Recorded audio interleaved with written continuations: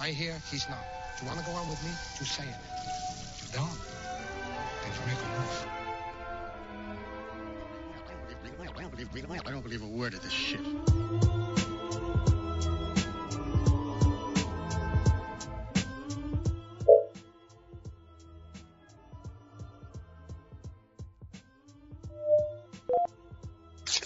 Dalton describió al átomo entonces como a una pequeña partícula e indivisible, pero investigaciones que surgieron alrededor de 1850 y que continuaron hasta el siglo XX pudieron demostrar que los átomos tienen una estructura interna, es decir, están formados por partículas subatómicas. Todas estas investigaciones llevaron al descubrimiento del electrón, protón y neutrón. Veamos ahora entonces los modelos atómicos. Desde principios de 1900 se conocían ya dos características de los átomos. Una es que están formados por electrones y la segunda es que son eléctricamente neutros. Recordemos que para que los átomos sean eléctricamente neutros deben tener iguales cargas positivas que negativas. Veamos entonces el modelo atómico de Thomson. En 1897, Joseph John Thomson, físico británico, propuso que los átomos podían visualizarse como esferas cargadas positivamente de forma uniforme, dentro de las cuales se ubicaban los electrones, de manera similar a las pasas de un pastel. Es por esto que al modelo de Thomson se lo llamó también modelo de budín de pasas. Aquí podemos ver entonces un esquema del modelo atómico de Thomson, en donde él imaginaba a los átomos como a unas esferas cargadas positivamente, o sea, están todas cargadas positivamente, y dentro del cual se encontraban los electrones, como si fueran las pasas de un budín. Veamos ahora el modelo del átomo nuclear con el experimento de Rutherford.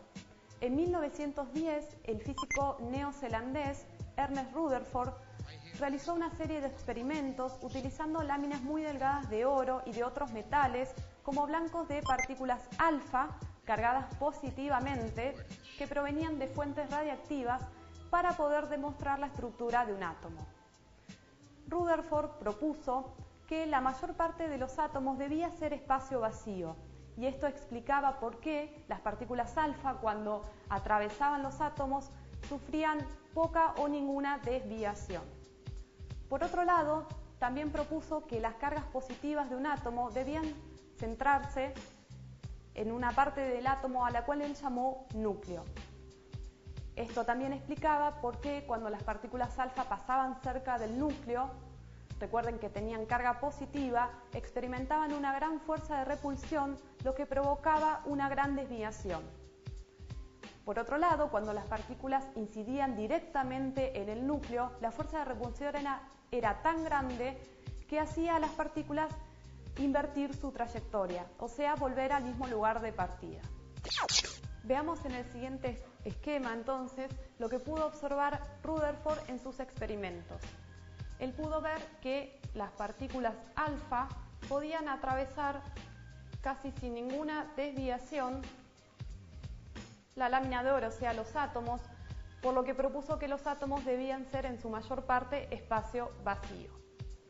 Por otro lado, también vio que cuando estas partículas pasaban cerca del núcleo, estas experimentaban una gran desviación, con un cierto ángulo.